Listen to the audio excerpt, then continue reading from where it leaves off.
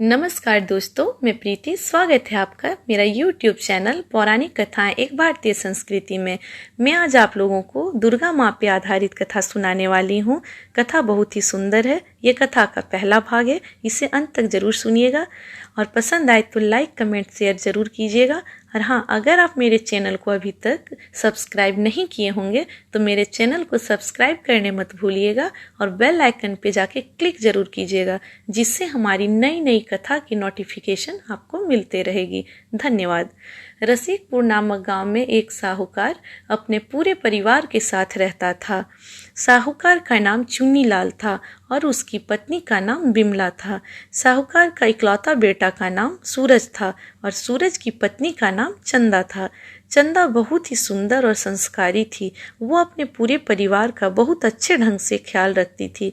चंदा और सूरज की शादी में वे 4 साल बीत चुके थे, लेकिन चंदा का गोद अभी तक सूना था, जिसके कारण चंदा बहुत ही उदास रहने लगी थी। उसका खिला हुआ चेहरा मुरझाने लगा था। साहूकार की पत्नी चंदा को बहुत ही परेशान करती थी। बिमला बात बात पे चंदा को ताना मारती रहती थी। वो बांझ कह के ही हरदम बुलाती थी। फिर भी चंदा कोई बात का बुरा नहीं मानती थी और अपने सास का बहुत ही सम्मान करती थी, बहुत ही इज्जत करती थी। बिमला एक दिन अपने पति चुन्नी लाल से कहती है कि मैं अपना बेटा का दूसरा विवाह करवाऊंगी। ये सुनकर चुन्नी लाल चौंक उठते हैं और अपनी पत्नी से बोलते हैं, बिमला, ये तुम क्या बोल रही हो? तुम्हारा दिमाग तो ठीक है। चंदा कितना सबका सेवा करती है, तुम कितना परेशान करती, फिर भी वो तुमको कुछ नहीं बोलती है। और इधर सूरज चंदा से बहुत प्यार करता है, वो चंदा के बिना नहीं रह पाएगा, इसलिए अपना फालतू बकवास अपने पास ही रखो। इतना सुनते ही बिमला तमतमाते हुए अपने कमरे की ओर चली जाती है। इधर चंदा अपनी सास की कही हुई बात को सुन लेती है। इस बात को सुनकर चंदा के तो पैर के नीचे से जमीन ही खिसक जाते हैं।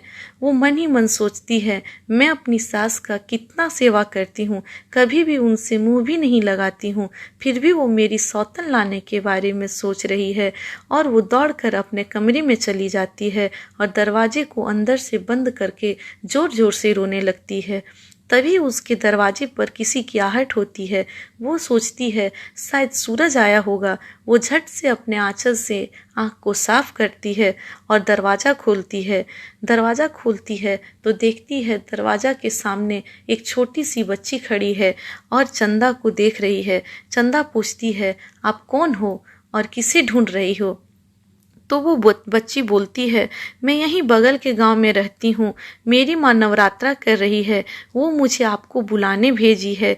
ये सुनकर चंदा बोलती है, ठीक है, आप मुझे अपने घर का पता बतला दो, मैं रात में जाऊंगी जब मेरे घर पे सब सो जाएंगे। और इतना सुनते ही वो बच्ची अपने घर का पता बतला देती है और वो जाने लगती है। तो चंदा उस बच्ची से बोलती है, आप रुको, मैं आपके लिए कुछ खाने को लेके आती हूँ। और इतना बोलकर चंदा अपने घर के अंदर चली जाती है और जब बाहर निकलती है तो वो बच्ची कहीं नजर नहीं आती है। थोड़ी देर के लिए चंदा परेशान हो जाती है, लेकिन फिर सोचती है कि शाम होने वाली थी, शायद इसलिए वो अपने घर चली गई होगी। मैं इस कथा को यहीं पे समाप्त कर रही हूँ। इसका अगला भाग पार्ट 2 आपको अगले कथा में सुनने को मिलेगी। कथा बहुत ही रोचक है। चंदा रात में उस बच्ची के बतलाए पता पर जाती है और क्या होता है ये जानने के लिए आप मेरी अगली कथा पार्ट 2 जरूर सुनिएगा। बहुत ही अच्छी कहानी है। तब तक के लिए धन्यवाद। Bye bye.